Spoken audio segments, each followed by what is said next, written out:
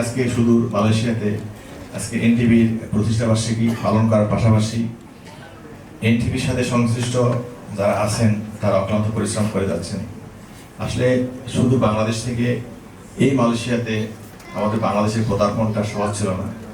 প্রত্যেকেই ব্যক্তিগত উদ্যোগে এবং নিজের মেধা খাটিয়ে আপনারা এখানে এসেছেন এবং আপনাদের পেশাগত কাজের পাশাপাশি আজকে এই বিশ্বের সবথেকে গুরুত্বপূর্ণ যে মাধ্যম সেটা হচ্ছে সংবাদ মাধ্যম, ইলেকট্রনিক্স মিডিয়া, প্রিন্ট মিডিয়া এবং অনলাইন এখন ডিজিটাল সিস্টেম চলে এসেছে। এটাকে আজকে বিশ্বব্যাপী যারা যেভাবে নিয়ন্ত্রণ করতে পারবে এই বিশ্ব তাদের।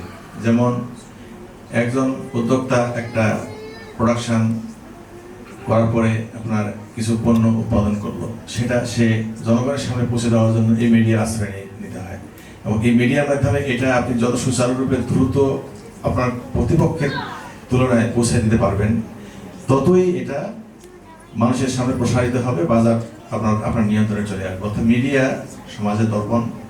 একটা দর্পণের সামনে দাঁড়াইলে যেমন হাসলে সে হাসে, অর্থাৎ সবকিছু এর মধ্যে প্রতিফলিত হয়। স্বাধীন সার্বভৌম একটা দেশে গণতন্ত্র এবং দুর্নীতিমুক্ত সমাজ প্রতিষ্ঠার জন্য মিডিয়ার বিকল্প নেই। যেখানে মিডিয়া সক্রিয় থাকে সেখানে সবকিছু নিয়ন্ত্রিত থাকে। যেমন রাস্তার মধ্যে একটা গাড়ি চালালে যদি ব্রেক না থাকে তাহলে সেই গাড়িকে নিয়ন্ত্রণ করা বেশ কঠিন। অনুরূপভাবে এই সমাজকে নিয়ন্ত্রণ করার জন্য মিডিয়ার প্রয়োজন আছে। এর চেক অ্যান্ড ব্যালেন্স এটা খুবই গুরুত্বপূর্ণ। যারা এর গুরুত্ব বুঝেন তারা এর গভীরে যাবেন এবং আপনাদের এই প্রফেশনের সাথে যারা জড়িত আছে, আমি ব্যক্তিগতভাবে এই মিডিয়ার সাথে সম্পৃক্ত যে সমস্ত ব্যক্তি আছে তাদেরকে আমি খুব ভালোবাসি, কারণ তারা সচেতন। তারা সচেতন না হইলে আরও তো আর সহজ পেশা ছিল, সেগুলো বাদ দিয়ে কঠিন পেশায় তারা আসেন এবং তাদের মধ্যে দেশপ্রেমটা সর্বোচ্চ। আমি বিশ্বাস আপনারা ধরে রাখবেন। প্রবাসে এখানে বিশেষ করে আমাদের যারা শ্রমিক ভাইরা আছে, এখানে আসার আগে আমি একটা মেসেজ দেখলাম যে সিঙ্গাপুর থেকে আমাদের 2 জন বাংলাদেশি শ্রমিক ভাইকে তাদের যে ভিসা আছে সেই ভিসা ওয়ার্কিং ভিসা বাতিল করে আদালতের আদেশে বাংলাদেশে প্রদান করা হচ্ছে পুলিশের সহযোগিতা। দেখে ছবিটা খারাপ লাগলো। এর মেইন কারণটা হলো তারা সারাদিন কাজ করে বাসায় ফিরে যায়।